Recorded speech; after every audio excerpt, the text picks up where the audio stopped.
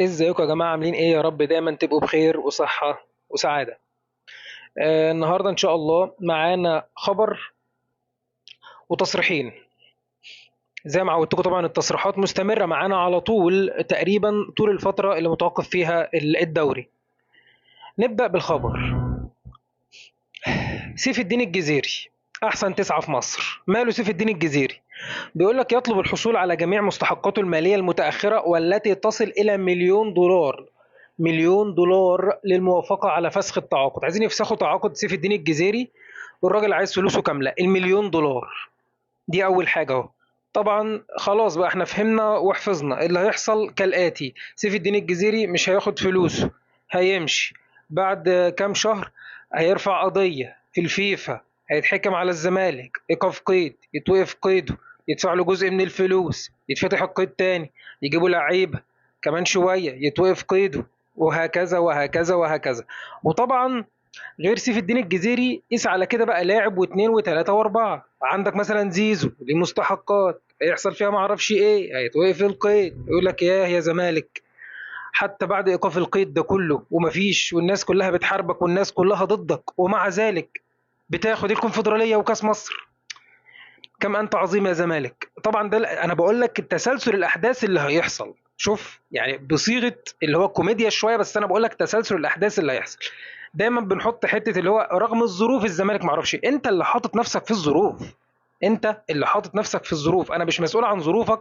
علشان تقول لي يا اهلي انت بتاخد بطولات، ولا يا بيراميدز انت بتاخدي بطولات، ولا يا سان داونز ولا اي حد بياخد بطولات، فتقول لي ده الزمالك كبير لانه مع انه ما مش معاه نفس الفلوس ومش وظروفه صعبه جدا يعني بينزل له بطوله كده كل فتره كاس مصر ولا ما اعرفش ايه. فالزمالك كده عظيم. امال بقى لو توفرت له الفلوس وتوفر له كل حاجه، انت اللي حاطط نفسك في الظروف. الانديه دي كلها تعبت وطلع عينيها علشان توصل للي هي فيه وتحسن دخلها و ويوصلوا للي هم وصلوا له دلوقتي. لكن انت اللي حاطط نفسك في الظروف دي. أم، تصريح كابتن طارق يحيى زي ما عودنا طبعا يعني. التصريح بيقول ايه بقى مع في برنامج اللعيب مع مهيب عبد الهادي. كان قاعد بيتكلم مع كابتن اكرامي. طبعا كابتن اكرامي خرج عن شعوره بعد الكلام ده. هقول لك قال ايه. قال مش امل يعني كاس العالم. انتوا متخيلين الجمله؟ يعني كاس العالم ده مش امل يا عم. ايه يعني كاس العالم يعني؟ ده مش امل خالص، ده بطوله ما اعرفش ايه. فاكرم قال له كاس العالم مش امله؟ يعني ايه كاس العالم مش امله؟ انت بتتكلم ازاي؟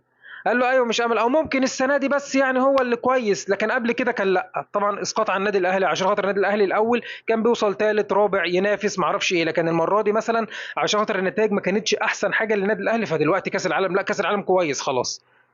فالاسقاط كله على النادي الاهلي يعني ان كاس العالم مش امله يعني.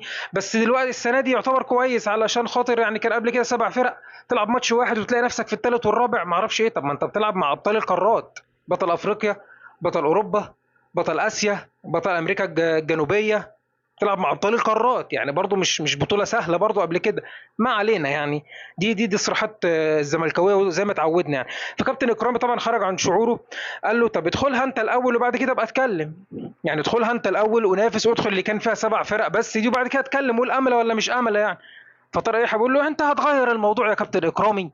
ما تغيرش الموضوع. غير الموضوع ايه؟ ما هو ده صلب الموضوع اساسا. فبيقول لي كابتن اكرامي يا كابتن اكرامي احنا فاشلين، يعني احنا فشل اعتبرنا فاشلين وما بنحققش البطولات وما بنعملش. خلاص انت فاشل ما تتكلمش. كابتن اكرامي قال له كده فعلا، قال له انت فاشل خلاص ما تتكلمش بقى.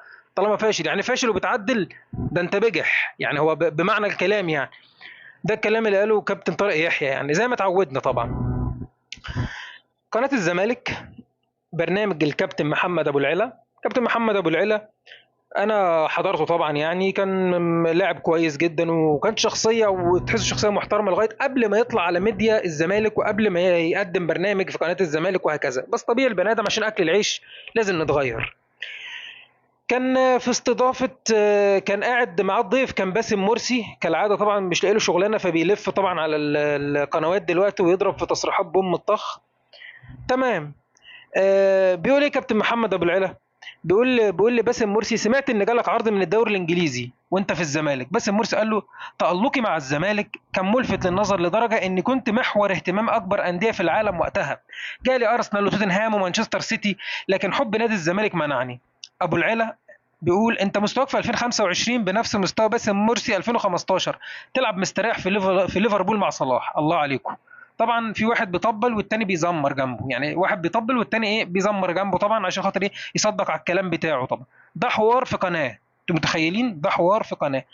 طبعا انا اصدق ان الكلام ده يتقال، انا ما شفتش فيديو لكن اصدق ان الكلام ده يتقال لانه طلع حرفيا، ما اعرفش كان في بودكاست ولا ايه، باسم مرسي وقال لا كان مع سيف زاهر، يا ربي اه كان مع سيف زاهر، وقال له جالي انديه ما اعرفش من ايطاليا وجالي من انجلترا ومش فاكر ايه هم، يعني قال له مش فاكر الانديه اللي جت، يعني جالك من انجلترا نادي ومش فاكره.